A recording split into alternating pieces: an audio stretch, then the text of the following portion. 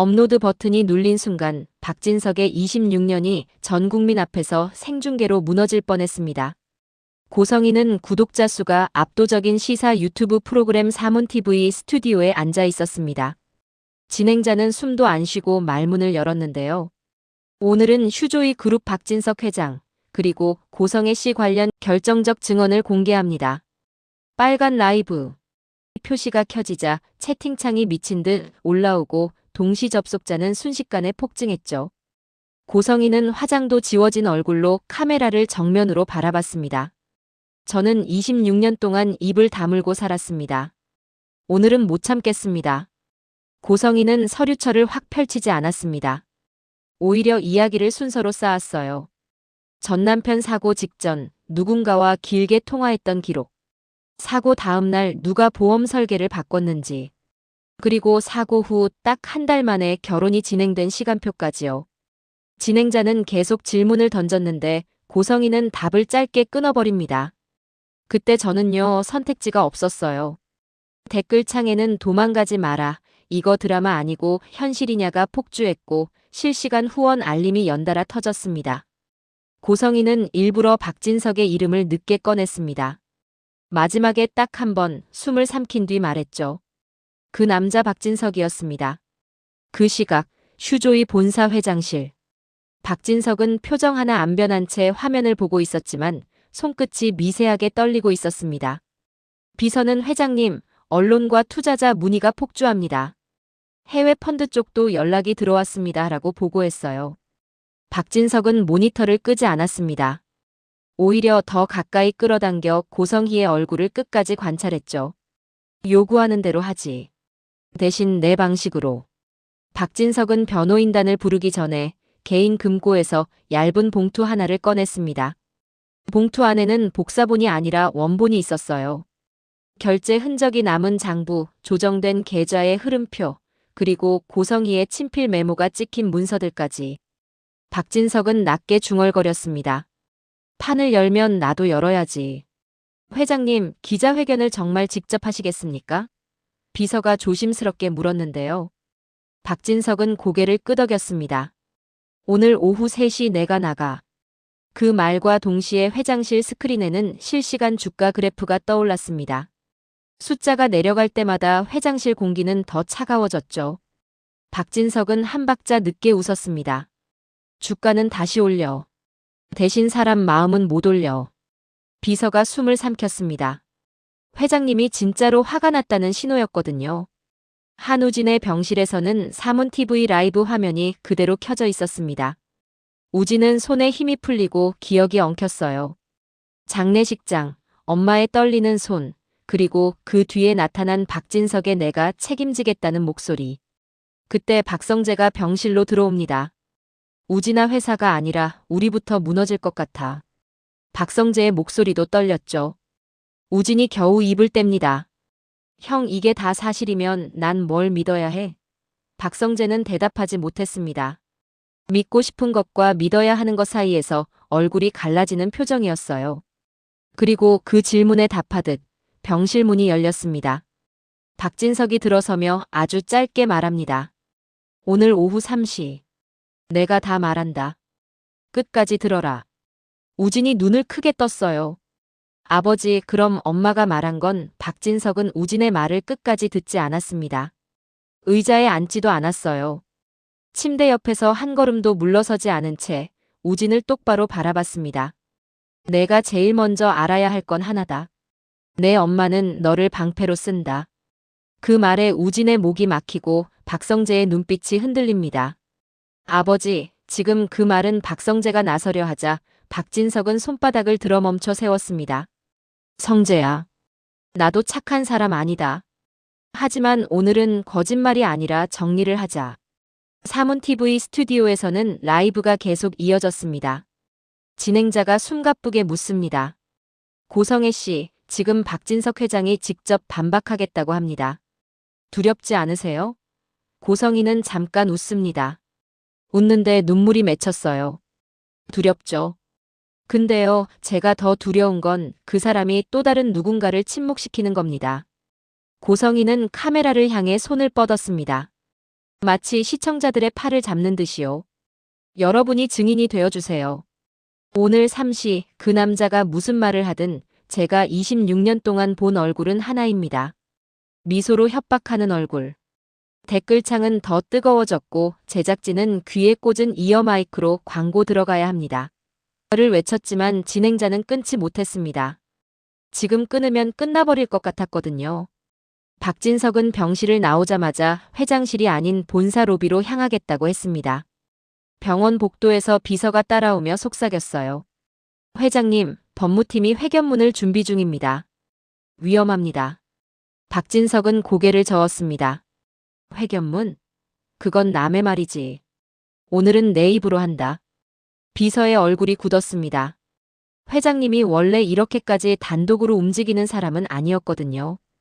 박진석은 엘리베이터 버튼을 누르며 다시 한번 말했어요. 그리고 고성이가 던진 폭탄, 오늘 내가 분해한다. 터뜨리는 게 아니라. 3시가 가까워질수록 서울 전체가 그 이름을 말하기 시작했습니다. 포털 실검, 회사 앞을 메운 기자들, 투자 커뮤니티의 글들, 그리고 사문TV 라이브의 폭주. 박진석이 기자회견한다. 그 한 줄이 퍼질 때마다 사람들은 더 몰려왔습니다. 본사 로비는 카메라 삼각대와 마이크로 가득 찼고 경호팀은 줄을 세워도 밀려드는 인파를 막지 못했어요. 오후 3시 정각. 박진석이 로비 단상에 섰습니다. 변호인단은 뒤에 없었습니다. 대신 비서 1명, 그리고 손에 든 얇은 파일 하나. 플래시가 터지고 질문이 쏟아졌습니다. 회장님, 전 남편 사고 조작 의혹 인정하십니까? 사문TV 폭로에 대해 공식 사과하실 겁니까? 주가 폭락 책임지실 겁니까? 박진석은 마이크를 잡기 전에 잠깐 눈을 감았습니다. 그리고 아주 느리게 첫 문장을 꺼냈어요. 고성애 씨가 오늘 증거를 보여주진 않았죠. 대신 여러분이 결론을 내리게 만들었습니다. 그 한마디에 기자들이 더 술렁였습니다. 박진석은 파일을 가볍게 들어올렸습니다. 그러면 이제 제가 결론을 보여드리겠습니다.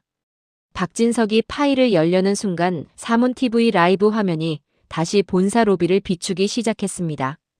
진행자는 숨을 죽이며 중계했고 고성희는 스튜디오에서 그 장면을 지켜보고 있었어요. 고성희의 눈동자가 흔들렸습니다.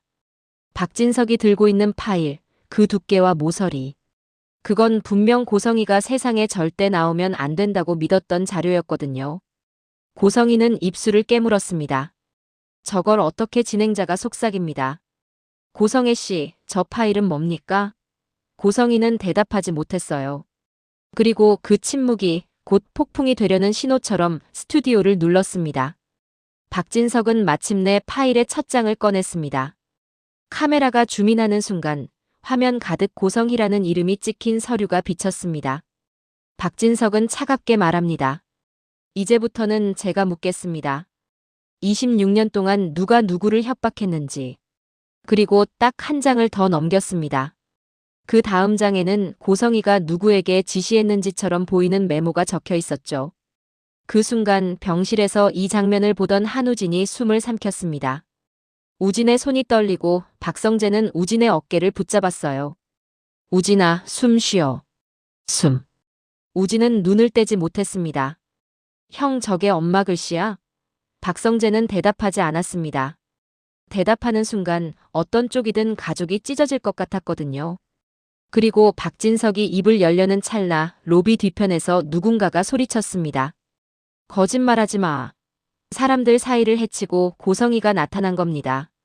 사문TV 스튜디오가 아니라 직접. 얼굴은 창백했고 손은 주먹 쥔 채였어요. 박진석. 그걸 왜 이제 와서 꺼내? 경호가 급히 달려들었지만 고성희는 물러서지 않았습니다. 박진석은 미동도 하지 않은 채 고성희를 바라보며 낮게 말했어요. 이제 와서가 아니야. 내가 지금 열었잖아. 고성희의 눈이 흔들립니다. 박진석은 그때 고개를 살짝 돌려 카메라를 정면으로 봤습니다. 여러분, 다음 장을 넘기면 오늘 이 자리에서 누군가는 끝납니다. 그리고 그 누군가가 누구인지 이제 여러분이 직접 보게 될 겁니다. 오후 3시. 회견장 천장 조명은 눈이 부실 만큼 밝고 플래시는 폭죽처럼 터지고 있었습니다. 박진석은 단상에 올라 마이크를 잡자마자 잠깐 숨을 고르더니 첫 문장을 이렇게 꺼냈어요.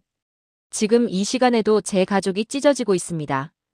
그 한마디에 기자들 손이 잠시 멈췄습니다. 보통 이런 자리에서 나오는 말이 아니었거든요. 박진석은 사과도 분노도 먼저 꺼내지 않았습니다. 대신 고성희가 일부러 비워둔 빈칸을 하나씩 채우기 시작했죠. 고성애 씨는 전 남편의 사고가 조작됐다고 주장했습니다. 그런데 질문 하나만 하겠습니다. 박진석이 리모컨을 누르자 화면이 바뀌었습니다. 사고 전 가입된 보험, 수익자 변경 내역, 그리고 사고 후 흘러간 돈의 경로가 날짜별로 정리돼 떴어요. 기자들 사이에서 낮은 탄성이 터졌고 박진석은 그 반응을 즐기지도 피하지도 않았습니다. 저는 그 돈이 어디로 갔는지 알고 있습니다. 그리고 그 돈이 누구의 손에서 시작됐는지도 알고 있습니다. 고성희의 폭로를 정면 반박하는 대신 고성희가 말하지 않은 부분을 차갑게 끼워 넣는 방식이었습니다. 숨을 고르며 박진석은 조용히 덧붙였어요. 고성애 씨가 결혼을 거래로 선택했을 때 얻은 건 단지 회장 부인 자리만이 아니었습니다. 화면에는 고성의 명의로 옮겨진 자산의 일부, 그리고 몇 차례의 계좌 이동 흔적이 떠올랐죠. 기자가 소리쳤습니다. 회장님, 그럼 고성애 씨가 범인이라는 뜻입니까? 박진석은 즉답을 피했습니다. 대신 더 위험한 말을 했어요. 저는 공범일 수 있습니다. 회견장이 술렁거렸습니다. 그런데 박진석은 그 다음 문장을 아주 또렷하게 찍었습니다. 하지만 살인자는 아닙니다. 정적이 내려앉았고 박진석은 마지막으로 파일 하나를 들어 보였습니다. 그리고 고성애 씨의 장부는 제 서랍에 없습니다. 기자들이 숨을 삼키는 순간 박진석이 고개를 들고 선언했죠. 검찰에 있습니다. 이미 제출됐습니다. 그 말이 떨어지자마자 회견장은 뒤집혔습니다. 누군가는 자수입니까? 라고 외쳤고 누군가는 고성애 씨 수사 확대입니까? 를 소리쳤어요. 실시간 뉴스 자막이 바뀌기 시작했죠. 박진석, 자수 시사 고성애 수사 확대. 박진석은 물러서지 않았습니다. 저는 오늘 이 자리에서 도망치지 않겠습니다. 다만 이 사건의 중심을 피해자 코스프레로 바꾸려는 시도 역시 멈추게 하겠습니다. 마지막 문장이 끝나기도 전에 회견장 뒤편에서 누군가 전화를 받으며 허둥지둥 뛰기 시작했어요. 검찰이라는 단어가 여기저기서 튀어나왔습니다. 박진석의 한마디가 고성희의 판을 통째로 뒤집어 놓은 겁니다. 그날 밤 궁지에 몰린 고성희는 더 이상 폭로로는 못 이긴다는 걸 알았습니다. 여론은 이미 흔들렸고 박진석은 검찰이라는 칼을 꺼내 들었어요. 그래서 고성희는 방향을 틀었습니다. 이번엔 폭로가 아니라 협박이었습니다. 고성희가 연락한 사람은 이수빈이었죠. 수빈은 이미 박진석 쪽 사람들과 접촉한 상태였습니다. 말은 공식 협업이었지만 실은 거래였어요. 고성희를 여론에서 끝내면 이 지역 치료 지원, 그리고 박성재 자리 보장. 수빈은 그 문장을 듣고도 한동안 대답을 못했습니다. 머릿속엔 이 지역이 떠올랐거든요. 오빠의 병이 악화되고 있다는 걸 수빈은 누구보다 빨리 알고 있었습니다. 병원비, 치료 일정, 최악의 시나리오까지. 지금 내가 뭘 선택해야 오빠가 살지? 그 질문이 수빈의 목을 조였어요. 바로 그때 고성희의 전화가 울렸습니다. 수빈은 받지 않으려다 손이 먼저 움직였습니다. 수빈아. 고성희의 목소리는 낮고 이상하리만치 침착했어요. 나랑 통화하는 건 위험하지.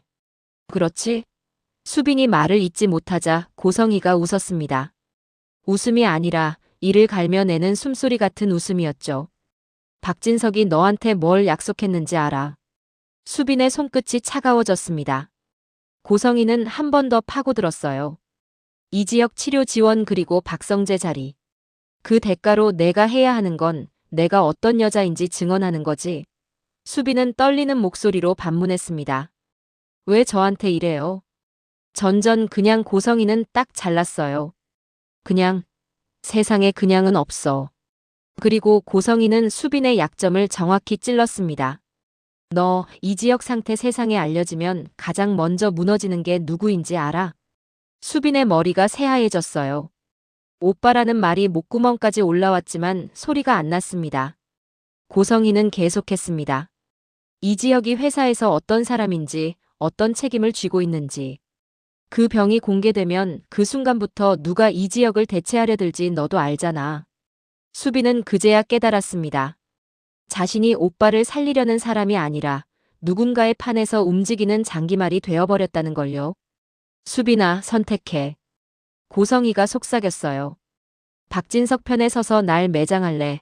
아니면 내가 원하는 걸 해줄래? 수빈은 대답하지 못했습니다. 하지만 고성희는 이미 알고 있었죠. 수빈이 흔들릴 수밖에 없다는 걸. 흔들리는 사람이 가장 조종하기 쉬우니까요. 그 같은 밤, 지은호는 이지혁의 대표실에서 바닥에 흩어진 약을 주워 담고 있었습니다. 낮부터 뭔가 이상했어요. 이지혁은 웃는 얼굴로 버텼지만 서류를 정리하는 손끝이 너무 빨랐거든요. 정리라는 단어가 마음에 걸렸습니다. 지은호는 약봉지를 하나씩 주워 작은 통에 넣다가 사무실 TV에서 속보가 뜨는 걸 봤어요. 화면에는 박진석, 고성혜, 그리고 큰 글씨로 긴급 체포 가능성이 떠올랐습니다. 지은호는 심장이 내려앉았습니다. 선배 지은호가 이지혁 쪽을 돌아보는 순간 이지혁은 창문에 기대어 숨을 제대로 못 쉬고 있었습니다. 손이 유리창에 미끄러지듯 닿아 있었고 어깨가 미세하게 떨렸어요. 지은호가 달려가 이지혁 팔을 붙잡았습니다. 선배, 지금 우리까지 무너지면 안 돼요. 이지혁은 대답 대신 억지로 웃으려 했는데 그 웃음이 오히려 지은호를 더 무너뜨렸습니다. 지은호는 울먹이며 말을 이어갔죠. 선배가 무너지면 저도 같이 무너져요. 그러니까 숨기지 말아요. 아프면 아프다고 말해요. 지은호가 약을 꺼내며 손을 떨자 이지혁이 손등 위에 손을 얹었습니다. 괜찮아. 지금은이 끝나기도 전에 이지혁의 휴대폰이 책상 위에서 진동했습니다. 알림창에 뜬 이름은 고성희였습니다. 고성의 통화 시도. 이지혁의 얼굴이 그 순간 새하얘졌습니다.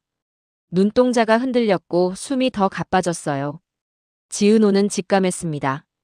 이 이름이 지금 여기까지 들어오면 선배는 버틸 수 없다.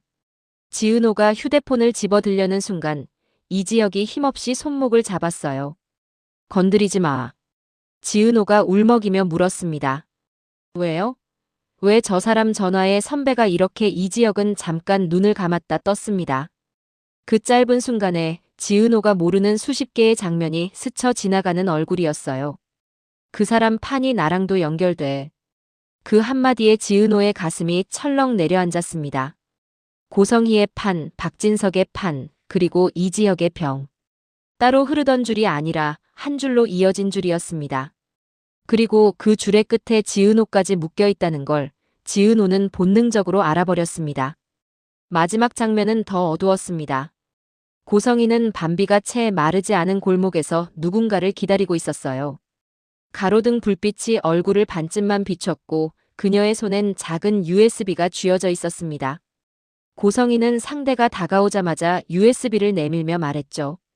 이건 내가 죽어도 세상에 나가게 해.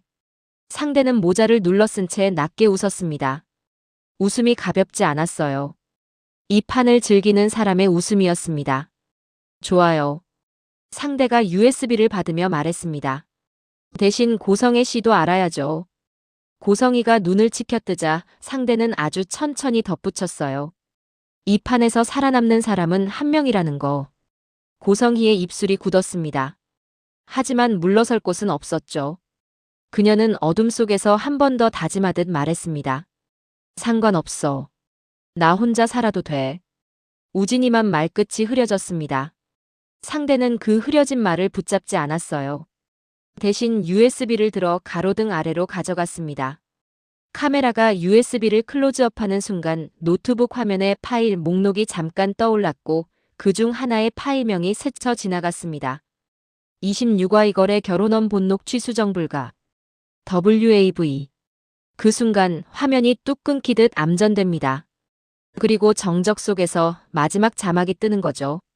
진실을 가진 사람은 강한 게 아니라 가장 먼저 배신당한다.